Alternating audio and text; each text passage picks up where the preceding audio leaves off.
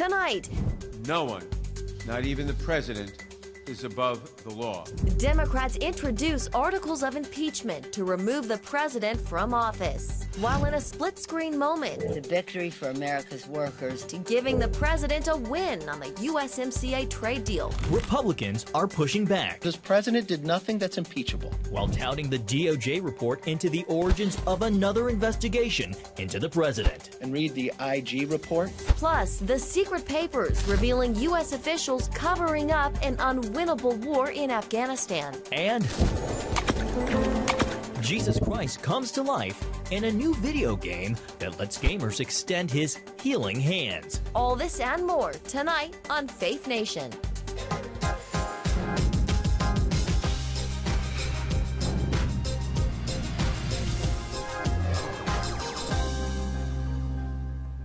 The House moves forward with formal articles of impeachment. Welcome to Faith Nation. I'm John Jessup. Hi, everyone, and thanks for joining us. I'm Jenna Browder. House Democrats officially unveiling 2 articles of impeachment against President Trump. Those charges, abuse of power and obstruction of Congress. Joining us now to discuss what this means and where it's all headed is Capitol Hill correspondent Abigail Robertson. Abby, what's the reaction on Capitol Hill? Well, John, tensions are high here on the Hill as lawmakers prepare for a historic vote on the 2 articles of impeachment, with Democrats claiming that President Trump's actions endanger our democracy and our Constitution. The House Committee on the Judiciary is introducing 2 articles of impeachment charging the President of the United States, Donald J. Trump, with committing high crimes and misdemeanors. Democrats insist pursuing impeachment is their duty. We stand here today because the president's continuing abuse of his power has left us no choice. To do nothing would make ourselves complicit in the president's abuse of his high office, the public trust, and our national security. Fired up Republicans quickly offered their rebuttal. It is not difficult to defend this president, but it is very difficult to defend this Congress on what they have done, and history will not be kind to them. Claiming President Trump is innocent, and Democrats are abusing the powers of impeachment because they dislike the president. They're not impeaching the president because they can list an impeachable offense. They're impeaching him because they're afraid he will get reelected. House Intelligence Committee Chair Adam Schiff claims they can't wait until November for voters to be the judge. The argument, why don't you just wait, amounts to this. Why don't you just let him cheat in one more election? With all the turmoil on Capitol Hill, Senate Chaplain Barry Black offered these words of wisdom. Bless our lawmakers with the peace and wisdom needed to lead in our challenging world. Give them eyes to discern and understand the intricate complexity of this turbulent season. We're hearing that the Judiciary Committee will mark up those 2 articles tomorrow and Thursday, and they will likely be on the House floor for a full vote by next week. Back to you, John and Jenna. All right, Abby Robertson on Capitol Hill. Well, joining us now, CBN Chief Political Analyst David Brody and Caitlin Conant, the Political Director of CBS News. David, we just heard Abby talk about those 2 articles of impeachment, abuse of power and obstruction of Congress. How does this all shake out with what was expected? Well, it was totally expected. Look, here's the bottom line. Obstruction of Congress, right? So the Democrats have decided not to go to the courts. You know, you defy a subpoena, boom, obstruction of Congress, boom. I mean, it's just been one after the other. They said, forget about it. But he has said, Trump has said, I'm not doing this. I'm not going to play your game. But you know what? You don't get to go around Congress by just claiming witch hunt. That's not how it works from a legal perspective. And I think that's important to understand. Look, I think ultimately this is going to come down to with the polls and Richard Nixon. If you look at Nixon, right, the polls on impeachment, they turned against Nixon, and Republicans walked up to 1600 Pennsylvania Avenue and said, you got to get in a chopper or you're going to be impeached. In this case, the polls haven't changed. Democrats are going to go on this, so we'll see what happens come November. Well, impeachment, of course, it comes down to the opinion of the American people. Over these last few weeks of hearings, Caitlin, do you think Democrats made their case? Well, I think David is exactly right that the polls have shown that people are very entrenched in their beliefs. So those who thought the president should be impeached before all of this still think that. and people who thought he shouldn't still believe that. So it goes to show our extremely partisan times that are happening right now. And it also, the Trump campaign says they actually think this is going to be a good thing for them because they're fundraising off of it. They're saying it's going to gin up their base and lead to more enthusiasm. So we'll see how it plays out on the campaign trail. But for right now, I know the Democratic candidates, they're out in the field. They're trying not to talk about this. They're not hearing about it from voters that often. They're talking about bread and butter issues and trying to differentiate themselves on policies because they think we need to be able to show that we can walk and chew gum at the same time. And even though this thing is likely coming to the Senate and a lot of the people running are senators, they want to be talking about health care and gun control and climate change and all of those things. And just 20 seconds to play off of Caitlin. Let's remember there are 2 impeachment votes here. There's one in December and then there's one in November of 2020. That's the second one coming. Democrats will have their say in December. We'll wait to November. Then Americans will go to the... Yeah, absolutely. There's 2 here. There's a lot of talk, or there is some talk from a small group of Democrats at looking at censuring the president rather than impeaching him. Maybe for the both of you, but starting with Caitlin, what are the odds that we actually see him get censured rather than impeached? Well, I think, again, the key word there was small. I do think it's a small portion, but it goes to show that a lot of these House Democrats who are in vulnerable districts where Trump won last time and they took back in 2018, I think they realized people really don't like Washington. They don't want their constituents to say, you were focused on impeachment, impeachment, impeachment, and not fighting for me. So I think they are probably a little worried about it, and that's why we saw Speaker Pelosi and the House Democrats cut a deal with the White House and Republicans on trade today, because they know they need to go back and say that they are fighting for their constituents and the issues that they care about. 0% on censure. It's just not going to happen. Maybe 10 Democrats get there. I think that's very high. But even if 10 get there, you need 18 plus Democrats to have an impeachment vote that doesn't work for Democrats. Just real quick, Bill Clinton, back in the day in the 90s, there were 5 Republicans that voted against impeaching Clinton for perjury and 12 that basically said no on impeaching Clinton for obstruction of justice. So something to keep in mind. Great historical perspective. David, Caitlin, thank you so much for being with us today. Thank you both. In other news, in a split-screen moment today, Democrats also gave President Trump a big win. They announced their modified trade agreement between the United States, Mexico, and Canada. CBN News White House correspondent Ben Kennedy joins us with those details. Ben? Well, Jenna, as you were talking about, this is not only a win for lawmakers, but also for President Trump. While the commander-in-chief calls this the largest trade deal ever made, House Speaker Nancy Pelosi says it is a victory for America's workers. This is a day we've all been working to. Amid the impeachment drama, House Democrats struck a deal on trade with the White House. Every once in a great while, you get to participate in a it-will-never-happen moment. We were in range for a while, but until we could cross a certain threshold of enforcement for our workers' rights, for environment, and for the prescription drug issue. This move comes after President Trump criticized Pelosi and her team as do-nothing Democrats. But today he tweeted, Americans' great USMCA trade bill is looking good. This is a very big deal. It's the biggest border in the world economically, believe it or not. Our southern border and our Canadian border does a lot of business. We came a long way from what he originally proposed. And there are some people who said, why make it look like he has a victory? Well, we're declaring victory for the American worker and what is in this agreement. Since President Trump signed the USMCA last year, the White House has been trying to win over House Democrats to get the deal through Congress. There is no question, of course, that this trade agreement is much better than NAFTA. Even Republicans seem to give the New Deal the green light. If we're going to be competing, we need to be stronger. We would get a better agreement with China if we had the USMCA done. We would be in a stronger position. Now, U.S. Trade Rep Robert Lighthizer, White House advisor Jared Kushner, and Canada's Deputy Prime Minister are expected to be in Mexico City on Tuesday for a signing ceremony. In the meantime, President Trump is fighting back on impeachment via Twitter, calling it a witch hunt. Adding, Nadler just said that I pressured Ukraine to interfere in our 2020 election. Ridiculous. And he knows that is not true. Trump continues to press lawmakers to read the transcript, and that us is a reference to USA, not him. And this also comes on the heels of the IG report of the origins of the Russia investigation. We are now hearing from Attorney General William Barr, who said the FBI may have acted in bad faith. Take a listen. In one area, I do disagree with the IG, and that was whether there was sufficient predication to open a full-blown counterintelligence investigation, specifically using the techniques that they did to collect intelligence about the Trump campaign. The IG report criticized the FBI for inaccurate information on the so-called surveillance or FISA warrant applications on Trump campaign associates. Now, the Inspector General stopped short of saying Robert Mueller's Russia investigation never should have happened. John, Jenna?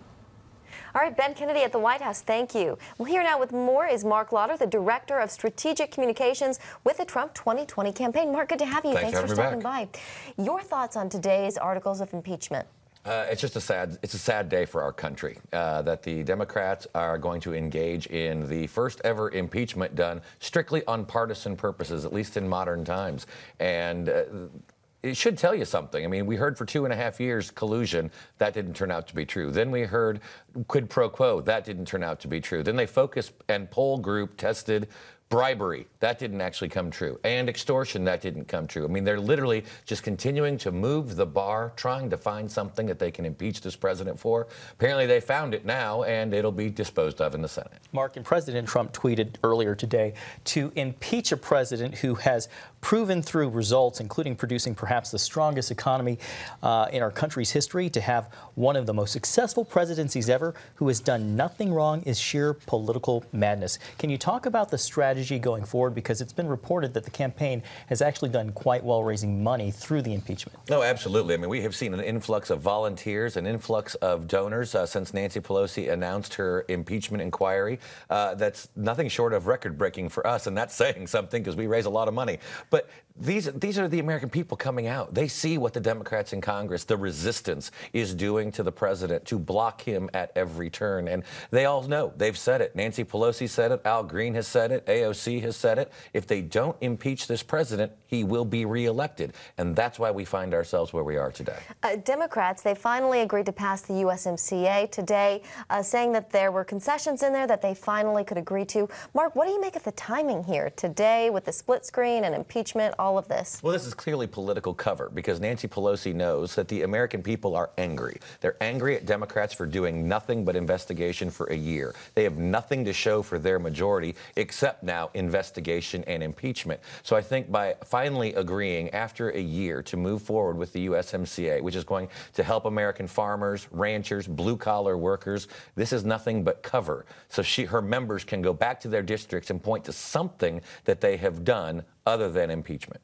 Mark, there's a lot of movement in the 2020 race on the Democratic side with Kamala Harris bowing out, Michael Bloomberg jumping in. How does the campaign feel about Trump's reelection in 2020? We're as confident today as we have been from the beginning. Of course, you can't tell the other side without a program. I don't know who's in, who's out, but the one thing's not going to change, and that's the president's record of results. And when you saw the jobs report last Friday, when you see things like the USMCA finally getting done, the American people know this is a president who's fighting for them, and we'll let the other side try to figure out and sort through their mess over there, and whomever comes out, they get to get in the ring with President Trump. So tonight he has President Trump has a campaign rally in Pennsylvania. There's a Merry Christmas rally coming up at the Christmas tree lighting. He was talking about the true meaning of Christmas. Evangelicals love this, Mark. What's the strategy here? Well, this is a president. I mean, I remember back during the transition after the first election, we had the Merry Christmas rally down in Florida, and a couple of years ago, it might have been even last year, we had 2 rallies down in Mississippi where we actually made it snow. We have some pretty good people behind the scenes. And so we're going to go out there, we're going to tell evangelicals, we're going to tell America that it is fine to say Merry Christmas again. We are a country that respects our religious liberties, respects our religious heritage, and we respect all religions. But it's also okay to say Merry Christmas again. All right, we're going to have to leave it there. Mark Lauder, thank you so much for joining us. Thank you, Mark. Coming up, the longest war in Afghanistan. What newly released documents reveal about a possible cover-up.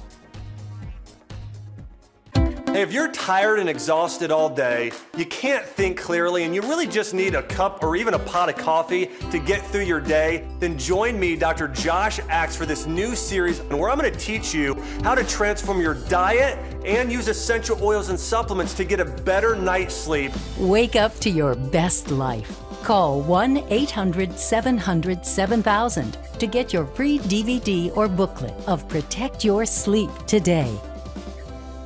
It's about the competition. I kind of put that pressure on myself, and I think people had expectations. It's about overcoming. We use this phrase all the time, keep chopping, keep practicing hard. It's about going the distance. You know, I think as a father, it's my job, to lead. Just be the best husband and father I can be. Watch Going the Distance with Sean Brown Saturday night at 7:30 on the CBN News Channel. Orphans Promise is committed to loving and serving at-risk children, to helping keep families together, and to creating opportunities for strong and sustainable communities around the world.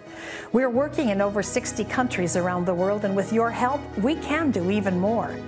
There's an old African proverb I love that says, if you want to run fast, run alone. But if you want to run far, run together. At Orphans Promise, we want to run far so we can touch the lives of as many orphaned and vulnerable children as possible. But we don't want to go alone. We're out to change the world, one child, one family, one community at a time. Will you join us?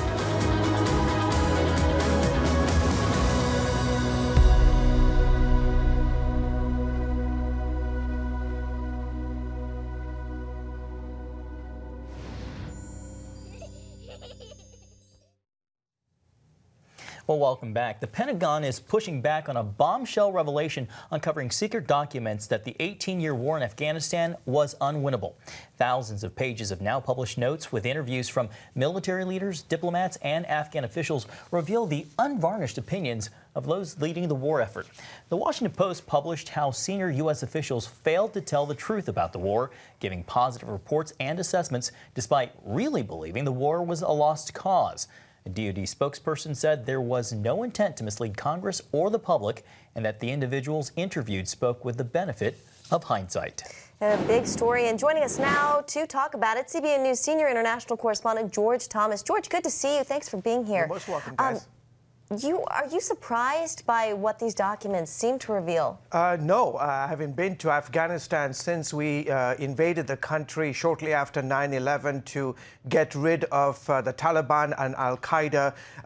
No, it was a mess from the beginning. You know, there's a reason why Afghanistan is called the graveyard of empires. Why? Because the Soviet Union failed to subdue this country, partly because you have this mix of tribes, ethnic groups, religions spread all across the country. And 18 years later, after close to, I think when all the money is counted, close to maybe $2 trillion, Afghanistan today, guys, is pretty much half the country is still under the control of the Taliban.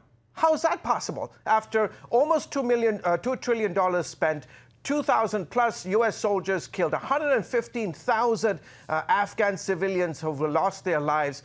This is the reality. And I think, you know, they should have come out right at the onset to say, this is a difficult country that we have to deal with. The reality is that, listen, we are not, the United States is not in the business of nation building. We don't do nation building. There's no history of us successfully building nations. On the other hand, Great Britain, England, they were fantastic at building nations all around the world. They had countries from Africa to Asia, Southeast Asia. They know how to nation build. We don't. We saw this in Vietnam. This is the problem that we have. So, George, what effect do you think the Afghan papers will have going forward on the war effort? I mean, I think it just makes it more difficult. They realize how difficult it is to deal with these various tribal groups, you know, folks like Hamid Karzai, the former president of Afghanistan, and all these various warlords. They knew there was money to be made. I mean, are you kidding? When you've got $2 trillion sloshing around, there's money to be made. And the fact that our folks did not know the difference between the Taliban and Al-Qaeda, who were the friendlies, who were the foes, is just remarkable. Another reminder that when we go into these countries around the world, we have got to have a good idea how we're going to get in and how we're going to get out. All right, George Thomas, thank you so much. Great to get your insights. You're welcome.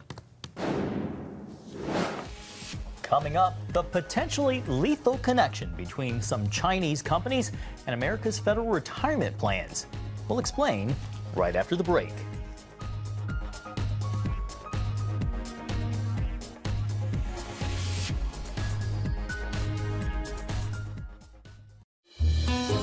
Daddy, Yeah, buddy. how many nickels are in a dollar? There are 20 nickels in a dollar. How do birds fly? Does milk really make my bones stronger? Yeah. Daddy, when we die, will we go to heaven? Do you have the answer to life's biggest question? Call the 700 Club. We'll help you find answers to the important questions life brings your way. Watch breaking news, in-depth exclusive stories and programs from health to entertainment you won't find anywhere else. The CBN News Channel, a perspective you can trust. Enjoy credible news reporting from around the world. Discover inspiring programs and stories of hope, all in one place from a Christian perspective. The CBN News Channel, a perspective you can trust. To watch the CBN News Channel, download the app or visit cbnnewschannel.com. Hello, I'm Dr. David Perlmutter, board-certified neurologist and #1 New York Times bestselling author. Wouldn't it be great to boost your energy, eliminate brain fog, and even reverse brain disease? Well, you can, and I'm going to show you how, along with some of the world's most well-respected brain experts, in this DVD, Protect Your Brain. Get Protect Your Brain, a free DVD only from the Christian Broadcasting Network, featuring experts on the cutting edge of neuroscience and brain health. No matter how many times you've failed in the past, you really can do this. In Protect Your Brain, you'll discover simple strategies to keep your brain young and healthy. Improve your memory. Discover the gut-brain connection. In Protect Your Brain, get your free copy at cbn.com or call 1-800-700-7000. If you want to improve the quality of your life, get the DVD Protect Your Brain and get it today. Welcome back. Well, federal workers might be shocked to know they could soon be funding Chinese companies aiming to harm the U.S. And unless something changes soon, the tool that could arm the Chinese is federal workers' pension plans. CBN News national security correspondent Eric Phillips has more on this surprising connection. This somewhat quiet decision will affect hundreds of thousands of federal workers, including our military. Frank Gaffney leads the Committee on the Present Danger China. He charges Wall Street is behind this underwriting effort because Morgan Stanley includes certain Chinese companies in its federal retirement portfolio. Gaffney says trillions pour into companies that not only promote human rights violations, but also literally fight against us, like Aviation Industry Corporation of China. Building actual weapon systems designed to kill American servicemen and women, and for that matter, the rest of us. Gaffney is speaking out now because the U.S. government sits ready to follow private industry. The board overseeing the Federal Retirement Thrift Savings Plan has decided to include the same companies in its portfolio. This would affect service members, Congress, and even the president's cabinet. Really, we're talking about millions of dollars that are invested on behalf of federal employees. Congressman Jim Banks is behind legislation that would prevent those funds from being invested in Chinese companies. It's almost hypocritical of the federal government to allow for those individuals who work for the federal government to see their money being invested in companies who are very much antithetical to the interests of the United States. Hank Paulson served as Treasury Secretary for President George W. Bush. Decoupling China from U.S. markets by delisting Chinese firms from U.S. exchanges is a terrible idea. Paulson says the U.S. survived the 2008 financial crisis by coordinating with other key economies like China's. He disagrees with the argument that American investment in Chinese companies threatens national security. Even as we build a high fence around a small yard to protect national security, we must not impair our individual and shared economic security and that of the rest of the world. Gaffney insists that outlook is a mistake. On the one hand, you have the financial community, which pretty much doesn't care about national security. It's all about the money. On the other hand, you have the national security community guys. And by and large, with some exceptions, they don't know anything about finance. And in between, he says, lurks a dangerous place where the Chinese Communist Party has learned to thrive. Is simply scandalous. Gaffney and others like Congressman Banks hope sounding this alarm will help put a stop to this type of investment into the Thrift Retirement Savings Plan. But it's an uphill battle. Eric Phillips, CBN News, Washington. Coming up, thou shalt not play Jesus in a video game? We take a look at the controversy brewing over Christ as a gaming character.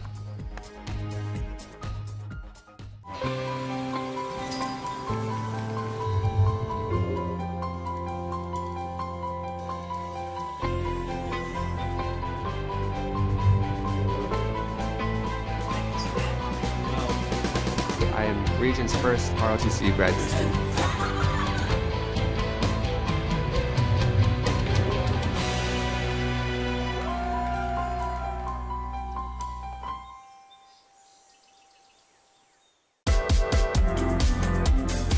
Meet the pastors who are preaching the gospel in a fresh, fearless way.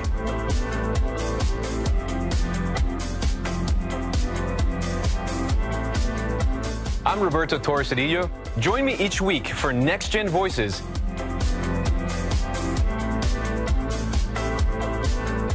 And watch God transform a generation.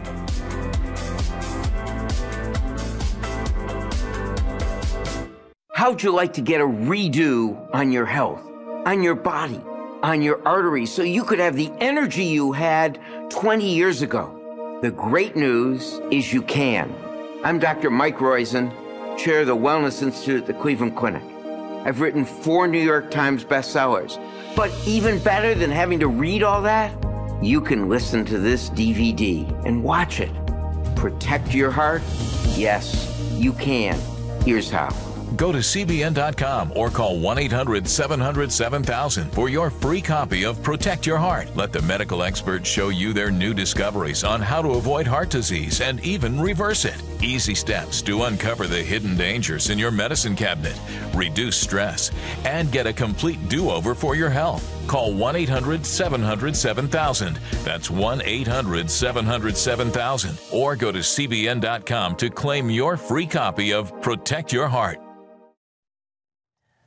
And finally tonight, comedy, mystery, or outright blasphemy. The internet is reacting to a new video game called I Am Jesus Christ. The game lets players role play as Jesus, healing the sick, calming the seas, the crucifixion.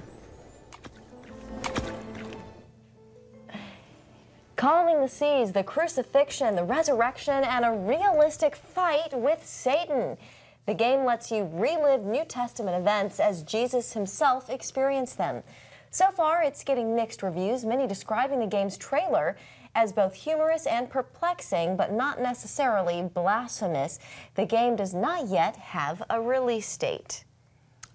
John, you were a gamer one day. A long time ago. Interesting, that's all I have to say. Would you play this one? Maybe, maybe not. Well, that's going to do it for tonight's Faith Nation. Have a great evening. Thanks for putting me on the spot.